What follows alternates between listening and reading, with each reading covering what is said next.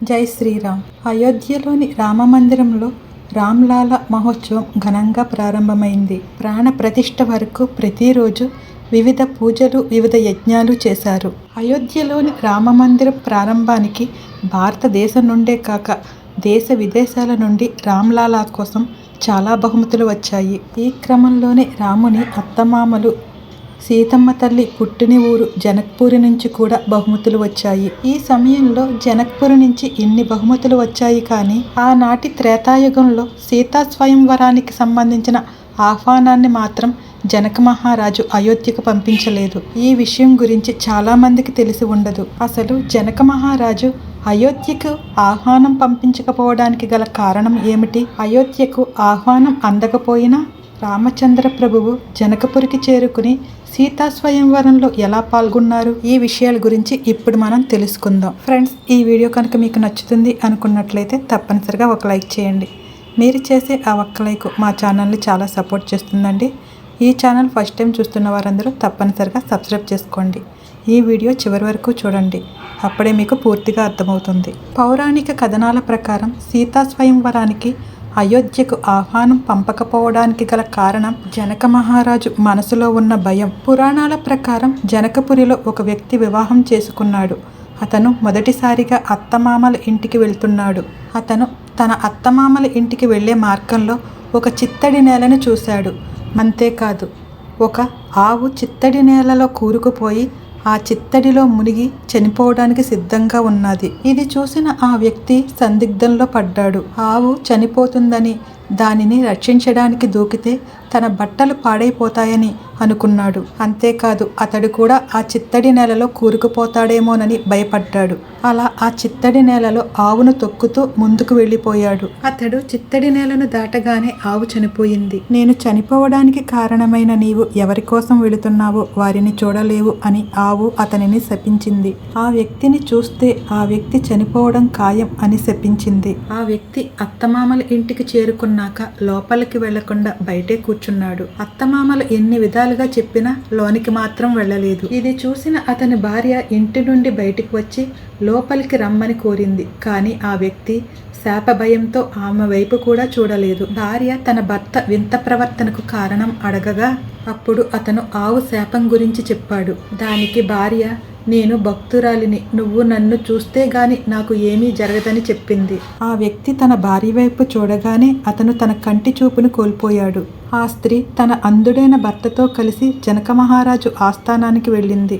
ఆ స్త్రీ ఆమెకు జరిగిన సంఘటన మొత్తాన్ని జనక మహారాజుకు వివరించింది. అప్పుడు రాజు జనకుడు రాజ్యంలోని పండితులందరినీ పిలిచి సమస్య గురించి చెప్పి గోవు శాప విముక్తికి పరిష్కారం అడిగాడు. పండితులందరూ తమలో తాము చర్చించుకున్న తర్వాత పురుషుడి భార్య కాకుండా ఇతర భక్తురాలు ఎవరైనా జల్లెడలో గంగాజలం తెచ్చి అతని కళ్ళపై జల్లుకుంటే అతను గోవు శాపం నుండి విముక్తుడు పొందుతాడని చెప్పారు. అయోధ్యరాజు అయిన దశరథుడు ఈ సమాచారం తెలుసుకున్నప్పుడు అతను తన రాణులందరినీ అడిగాడు.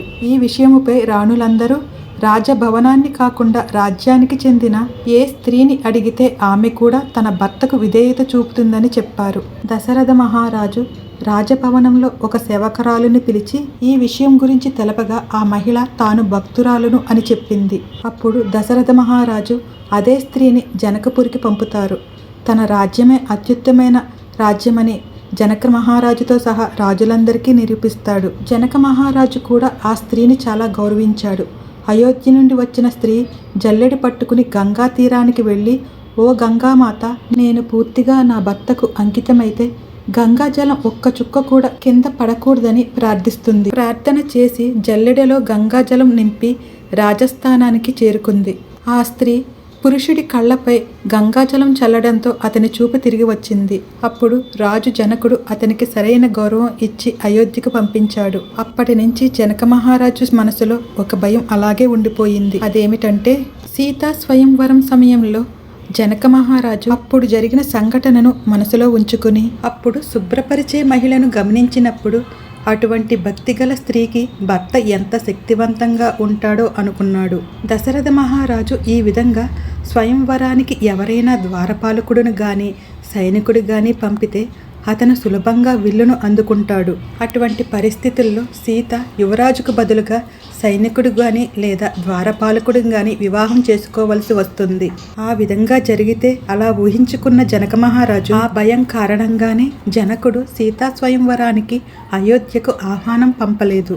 జనక మహారాజు ఆహ్వానం పంపకపోయినా రాముడు జనకపురికి ఎలా చేరుకున్నాడు? అయోధ్య యువరాజు సీత తన స్వయంవరం సమయంలో గురు విశ్వామిత్రుడితో నివసిస్తున్నారు. విశ్వామిత్రుడే రామభద్రుడిని సీతా స్వయంవరానికి స్వయంగా తీసుకువెడతాడు. సీతా స్వయంవరంలో పాల్గొనవలసిందిగా రాముడిని విశ్వామిత్రుడు ఆదేశించగా తనను ఆశీర్వదించవలసిందిగా గురువు విశ్వామిత్రుడిని రామభద్రుడు అభ్యర్థిస్తాడు.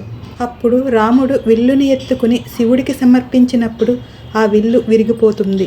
రామ్ చరిత్ మానస్లో ఇలా రాసి ఉంది: తేహి చన్ రామ్ మధ్య ధను తోరా భరే భువన్ దుని ఘోరా కర్త. అంటే స్వయంవరంలో శ్రీరాముడు ఎప్పుడు విల్లు ఎత్తాడో, ఎప్పుడు సమర్పించాడో, ఎప్పుడు లాగి విరిచాడో కూడా ఎవరికీ తెలియదు. రాముడు సీతా స్వయంవర షరతును నెరవేర్చాడు. అప్పుడు జనక మహారాజు రాముడు మరియు సీతా వివాహానికి దశరథ మహారాజుకు ఆహ్వానం పంపాడు. దశరథ మహారాజు రాకతో రాముడు సీత ఆచారాల ప్రకారం వివాహం చేసుకున్నారు. ఈ విధంగా సీతారాముల వివాహం జరిగిందని పురాణాలు చెబుతున్నాయి. జై శ్రీరామ్. ఫ్రెండ్స్, ఈ వీడియో మీకు నచ్చినట్లయితే తప్పనిసరిగా ఒక లైక్ చేయండి. మీరు చేసే ఆ ఒక్క లైక్ మా ఛానల్ని చాలా సపోర్ట్ చేస్తుందండి. ఈ ఛానల్ ఫస్ట్ టైం చూస్తున్న వారందరూ తప్పనిసరిగా సబ్స్క్రైబ్ చేసుకోండి. ఈ వీడియో చివరి వరకు చూసిన వారందరికీ ధన్యవాదాలు. Thank you friends.